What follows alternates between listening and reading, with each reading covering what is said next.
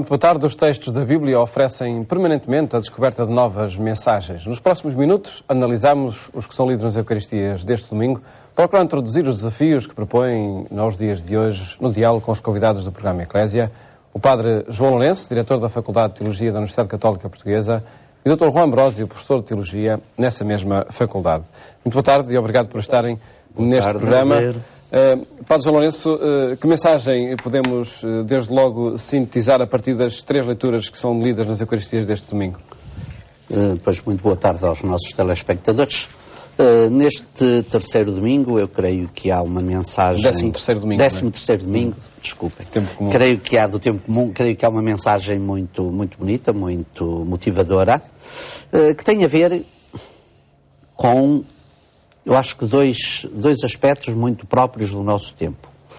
Uma é mostrar-nos como o culto do efêmero, do passageiro, do transitório, particularmente bem identificado na primeira leitura, é uma ilusão.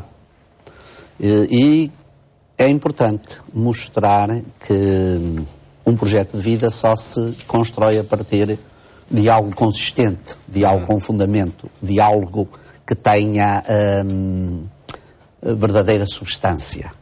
E isso é-nos dado no Evangelho. Além disso, também creio que há uma outra mensagem que também sobressai muito no conjunto destas leituras, que é o sentido da partilha, também tema atual para o nosso tempo, e no Evangelho um convite à fortaleza interior, à força interior, à esperança, combate a um certo medo, a um certo receio, a um certo pavor que às vezes se apossa das pessoas e que também me parece que é um tema de grande importância. Portanto, são leituras que, sem ser daquelas que provavelmente às vezes todos corremos atrás, não é? São leituras oportunas e são leituras motivadoras e que convidam uma reflexão pessoal muito profunda do meu ponto de vista. Dr. Ambrósio, a sua reflexão sobre estes três textos também? Estes aspectos positivos eu sublinhá-los-ia também, dando aqui uma outra nota. Parece-me que estes três textos neste domingo nos convidam a uma reflexão também sobre o aspecto positivo da vida. Ou seja, vai-nos ser dito claramente que fomos criados para a vida, e não para uma vida qualquer, para uma vida com plenitude, para uma vida com dignidade, e vamos ver que Jesus vai intervir nesse sentido e vamos ver que isso também é a partir do dom. Portanto, o que aqui nos é falado é um convite claro de que Deus nos cria para a vida. E que vida é esta, no último sentido? É a sua própria vida. Ou seja, a vida eterna, essa vida que o próprio Deus é e que Ele nos oferece como horizonte do nosso caminhar e da nossa própria vida. Vamos ver como os textos nos vão encaminhando para aí, nos vão fazendo claramente essa proposta. Vejamos então cada um desses textos. O primeiro, Padre Lourenço, é retirado do livro da Sabedoria, no capítulo 1, onde se fala aqui num contexto de criação, de quem fez a morte, de quem criou todas as coisas, e onde se afirma que o que nasce no mundo destina-se ao bem. Isto que acabas de referir, e que decorre exatamente do texto que nos é proposto nesta Eucaristia, que é tomado do livro da Sabedoria, é preciso enquadrá-lo.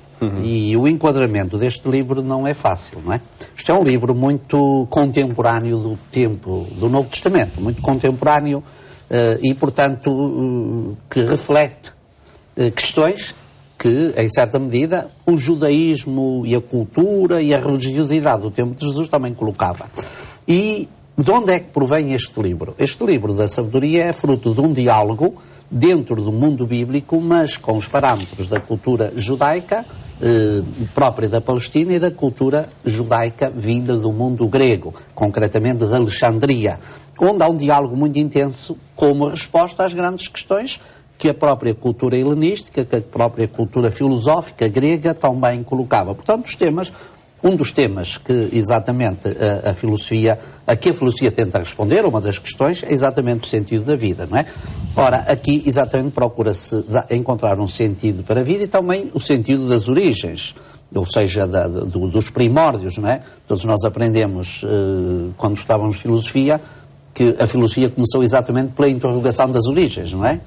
O que é que, de onde é que vem, onde é que está a fonte, onde é que estão as causas? E conhecemos aquelas explicações dos pré-socráticos que já estão muito distantes no tempo.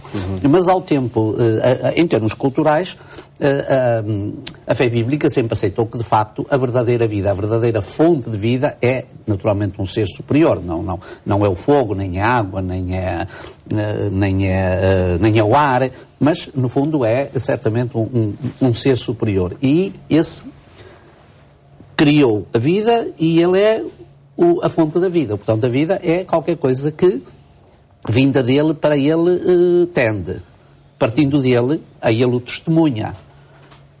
Tendo ele como fonte, para ele o tem como meta. Portanto, neste sentido, o que o autor procura é exatamente distinguir muito bem entre esta vida que os crentes, os judeus, vivem num contexto de uma cultura que afirma naturalmente outras perspectivas e tem outras soluções ou outras teorias acerca desta vida. E, por outro lado, também, no meio da cultura helenística de Alexandria, há uma coisa muito importante.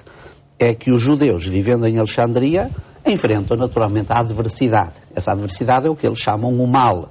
Portanto, enfrentam as dificuldades de afirmarem e de viverem a sua identidade e de testemunharem a sua fé face a uma cultura profundamente helenizada, pagã, idólatra, politeísta, portanto, com ritos, com cultos, que em tudo divergiam daquilo que era a proposta bíblica. E esse texto aqui procura fazer exatamente esta reflexão, que se alonga em vários capítulos e que é um texto muito bonito, embora seja um texto, e quando digo texto estou-me a referir ao livro da sabedoria, um texto difícil de compreensão, difícil de interpretação, mas oportuno também, não é? E com um estilo muito próprio, naturalmente. De que forma é que neste texto do Dr. João Ambrósio se enquadra o problema da morte? É muito interessante essa questão, porque o texto é muito taxativo. Ele começa logo assim: não foi Deus quem fez a morte, nem ele se alegra de os vivos perecerem. E ficamos logo com uma interrogação. Então, mas se foi ele que nos criou e nós todos sabemos que vamos morrer, ninguém fica cá para semente. Essa é uma das certezas que temos, que todos passaremos por essa experiência da morte. Depois a nossa fé dá-nos outra certeza de que essa não é a última palavra. E a dúvida então permanece. Mas se não foi ele que criou a morte, porquê é que morremos? Bem, o texto não está, como é óbvio, a referir-se à questão da morte física e a esse tipo de reflexão. Está a apontar para uma outra reflexão, para um outro horizonte. E esse outro horizonte é de que Deus criou-nos, de facto, para a vida. Não é simplesmente a vida biológica, essa também conta, mas para a vida com sentido, ou seja, uma vida que tenha sentido, uma vida que seja positiva, uma vida que tenha esse horizonte. E o texto sublinha-nos então que esse sentido da vida, que esse horizonte, é-nos dado como dom. É um dom que Deus nos dá. Foi com essa marca que Ele nos criou. Ora, se essa é a marca da vida com que Ele nos criou, quer dizer que nós viveremos tanto mais essa vida quanto a vivermos com essa marca também, com essa marca do dom. Há aqui, de facto, um grande convite a sermos dom uns para os outros. É curioso que neste tempo em que vivemos, da tão famosa crise, se calhar este é um convite bem claro a que nós, em vez de pensarmos como resolver os nossos problemas, ficarmos fechados simplesmente nos nossos problemas e resolver os nossos problemas, pudéssemos também aqui introduzir um outro critério, é como é que eu posso ser dom para o outro, para que o outro possa também ultrapassar os seus problemas. Isto abre de novo, de facto, um novo horizonte à vida e permite alcançar a vida de outra maneira. Penso que essa é também um livro da sabedoria, uma nota de sabedoria que nos é um convite para os tempos de hoje, para viver hoje de outra maneira. E acredito que seja também uma afirmação e uma temática que se relaciona com a segunda leitura que escutamos neste domingo, Padre João Lourenço. Ela é do livro da Epístola do Apóstolo São Paulo aos Coríntios e aí, diante da valorização de muitas coisas boas que a comunidade tinha, há o desafio à generosidade, a sobressair na generosidade. Sim, há esse elemento significativo, eu diria quase nuclear, que este texto nos propõe. À generosidade, à partilha e, fundamentalmente, ao sentido que a partilha cristã deve ter. Que não é apenas uma mera partilha filantrópica, também pode ser, mas deve ser mais do que isso. Deve ser uma partilha dada em comunhão, dada em espírito de verdadeira generosidade, que é isso que deve definir naturalmente, e é aquilo que São Paulo propõe. É muito interessante porque nós às vezes olhamos para estes textos, e no caso concreto, o de hoje, e pensamos, o que é este texto? A segunda carta de São Paulo aos Coríntios, como podíamos falar da primeira, como podíamos falar da carta de São Paulo aos Romanos, etc. Ora, estes textos que hoje nos aparecem como um todo, que a tradição nos legou já construídos, constituídos, arquitetados, organizados, foram muitas vezes, ou são fruto muitas vezes de recolhas de pequenas parcelas textuais, de ocasião. Certamente este texto nasce na altura em que Paulo vai pelas comunidades que ele tinha formado e evangelizado pedir ajuda para a comunidade cristã de Jerusalém. Jerusalém é uma comunidade que, por causa da revolta judaica, portanto da revolta contra Roma, foi sujeita, os cristãos que viviam na cidade, mesmo que não estivessem ao lado dos revoltosos, os zelotas, naturalmente sofriam as mesmas vicissitudes e as mesmas privações que esses passavam. E São Paulo lançou naturalmente, dentro de um clima de grande penúria que esta comunidade vivia, lançou uma campanha junto das comunidades cristãs que ele tinha evangelizado, exatamente, que ele tinha formado para ajudarem a Igreja de Jerusalém. Partindo deste princípio que é muito bonito, e eu acho que isto é que era importante. Aqueles irmãos enriqueceram-vos com a fé. Procurai agora vós repartir com eles, partilhar com eles, ser generosos com eles naquilo que vos é possível, porque deles recebeste este dom da comunhão. E este texto é exatamente um texto que provavelmente uma espécie de bilhete, podíamos assim dizer, uma espécie de carta de ocasião que acompanharia e que ajudaria a que esta comunidade tomasse consciência desta necessidade e desta partilha e da riqueza que tinha para poder partilhar e que no partilhar se enriquecia. Mais tarde, naturalmente, este texto constitui o património da comunidade e são todos incorporados, não é? Portanto, temos aqui, de facto, um texto que é um bocadinho de ocasião. Quem ler a carta parece que isto de vez em quando quebra o sentido do conjunto da Carta de São Paulo no seu todo, mas que, integrado nestas circunstâncias de apoio à comunidade de Jerusalém, à comunidade da Palestina, privada nestas circunstâncias, explica isto muito bem. Por isso, a grande generosidade que eles têm é aquela que lhes vem do nosso Senhor Jesus Cristo, não é? E esta nota da generosidade me parece muito, muito importante, e de tal modo importante que ela acaba mesmo por tornar uma nota tipificante da condição cristã, da identidade cristã, a questão da generosidade. É óbvio que se trata de partilhar aquilo que recebemos e por isso recebemos a tal generosidade da riqueza da fé. Sois ricos nisso, diz a Carta de São Paulo, e portanto convidam-se as comunidades a que partilhem também, já que receberam essa riqueza, partilhem também a resposta naquilo que são as necessidades das outras comunidades e ajudem as necessidades das outras comunidades. Mas há aqui algo de mais que vai outra vez na linha do dom. Porque esta generosidade primeira é do próprio Deus. E quando nós pensamos que somos dom de algo que Deus deu, no fundo, que nos deu a nós e que faz com que nós sejamos vivos, começamos a pensar nisto. Aquilo que é plenitude, acreditamos que Deus é em plenitude. Quando dá, nunca pode dar algo que lhe sobra. Porque para que uma coisa seja plenitude, não lhe pode sobrar nada. Não é? Portanto, a plenitude é sempre total. Portanto, quando aquilo que é plenitude dá, não dá o que lhe sobra. O que dá dá-se a si mesmo. E, no fundo, é esse o convite que aqui está a ser feito. É que cada um, ao dar, não dê apenas aquilo que lhe sobra, mas dê. Esse é um desafio grande às nossas comunidades. Porque muitas vezes nós somos tentados a dizer, fechados sobre nós mesmos, resolvemos os nossos problemas e depois de resolvermos os nossos problemas, se houver espaço, se houver tempo, se houver pachorra, para utilizar a expressão, então vou colaborar com os outros. Aqui o convite é o outro.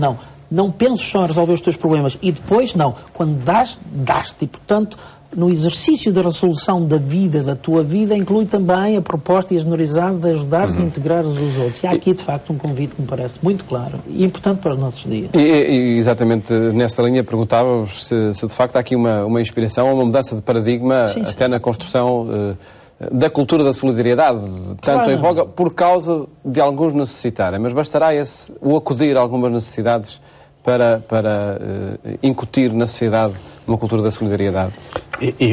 Eu acho que é importante acudir aos necessitados, mas isso não faz cultura.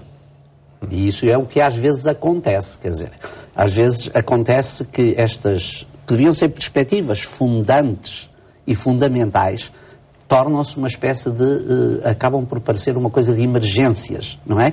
Ou seja, uma espécie de bombeiros. A solidariedade cristã não é uma questão de ser bombeiros. Os bombeiros são uma função muito importante. Mas a solidariedade cristã é qualquer coisa que está inscrita na própria identidade cristã. Isto é importante, não é? Não é funcional. Não é, exatamente. Não é uma coisa que decorre daqui ou da vida colar. Mesmo nas alturas em que não há estas emergências, como porventura agora as estamos a sentir, não é?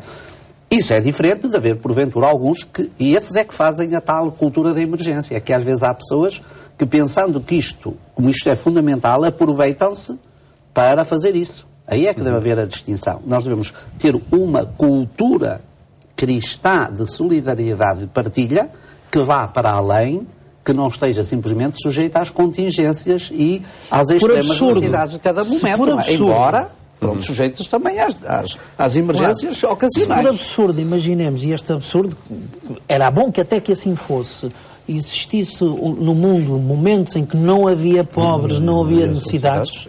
É um absurdo que era bom que assim fosse, mas por absurdo a solidariedade continuava a ser uma nota distintiva. Portanto, não é funcional, não é simplesmente para resolver os problemas, é algo que está na matriz da identidade cristã e isso é importante que seja sublinhado. E há um outro aspecto que eu acho que hoje nós estamos muito marcados pela contingência do imediato. Exato. Ou seja, há uma pressão... O presentismo. O presentismo. Há uma pressão e só vemos o agora.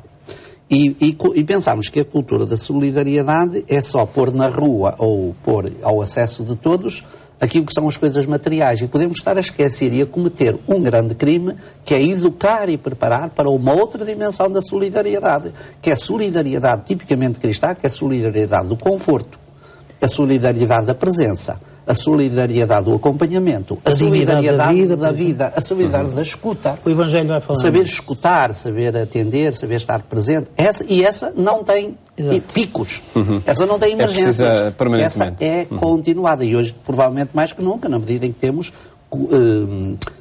grandes estratos da sociedade em idade avançada ou mesmo na idade da infância desamparados, fruto das famílias fragilizadas. Portanto, essa não está só ligada aos picos da economia, está ligada à estrutura identitária da vivência cristã.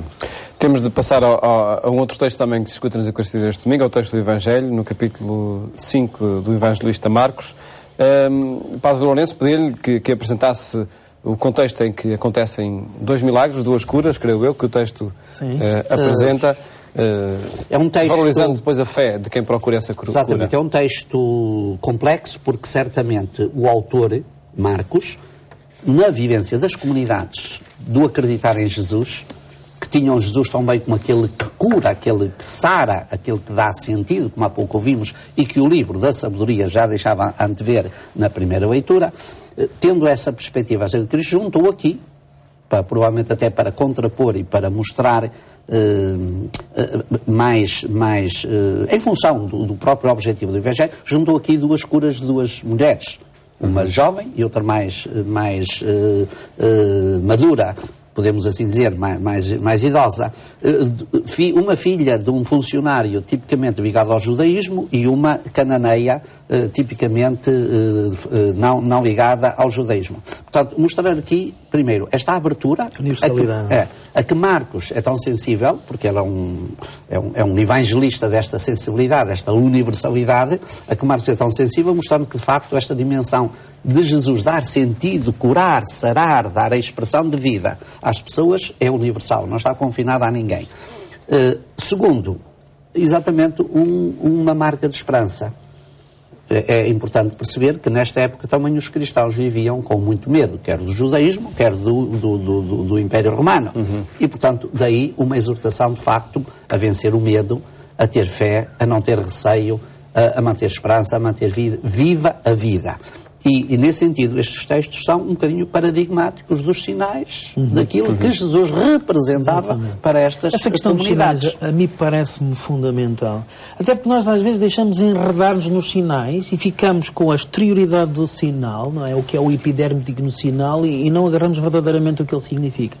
Este texto fala-nos destes 2 episódios, mas os Evangelhos estão cheios de episódios destes, em que vemos uma coisa que a mim me parece fundamental, é a sensibilidade de Jesus para as questões da vida. Para situações de vida em que pessoas estão a viver e que causa desconforto, em que a dignidade está a ser atingida, ou que a própria vida, como é o caso da morte dessa mulher jovem, não é? Dessa rapariga, está a ser atingida. E o que vemos é que Jesus é sensível a essas questões em que a vida está em jogo, ou porque está muito atingida na sua dignidade, ou porque está mesmo numa fase terminal, ou já terminou, e ele é sensível e intervém. Muitas vezes, quando nós olhamos para estes textos e os lemos, ficamos enredados, como dizíamos, só na superficialidade. Ficamos agarrados ao milagre, ao espantoso do milagre, ao portento do milagre, e fazemos leituras neste género.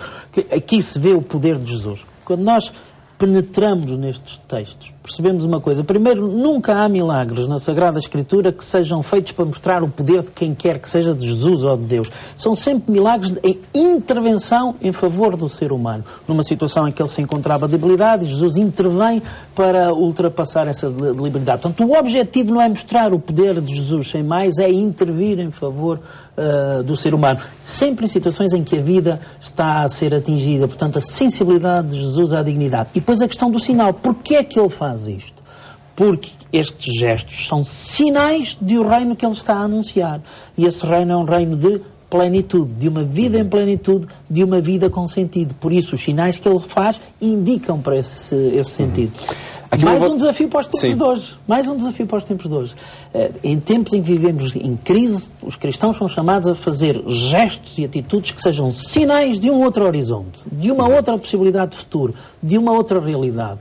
Tal como estes foram, não estou aqui a pôr ao nível de Jesus, mas em certo sentido continuamos o que foi a sua proposta e continuamos o que é o seu projeto. Não é? E, portanto, sinais de esperança, sinais positivos de dignificação da vida. Brevemente, e acrescentar? Sim, aproveitar mais ainda os segundos que nos restam, que estão quase a terminar, para dizer 2 coisas. Eu estou convencido que dentro do espírito do Evangelho de Marcos, e tendo em atenção o universo cultural que o rodeia, este texto é também este texto e esta junção destes 2 momentos são também uma forma de testemunhar que Jesus tem uma abordagem ao feminino muito diferente daquilo que era a abordagem do judaísmo do tempo. Nós sabemos que o judaísmo do tempo era muito cruel em muitas perspectivas para com a dimensão do feminino, pelo menos nas suas expressões tradicionais e religiosas. E Jesus tem aqui uma abertura que ultrapassa exatamente tudo.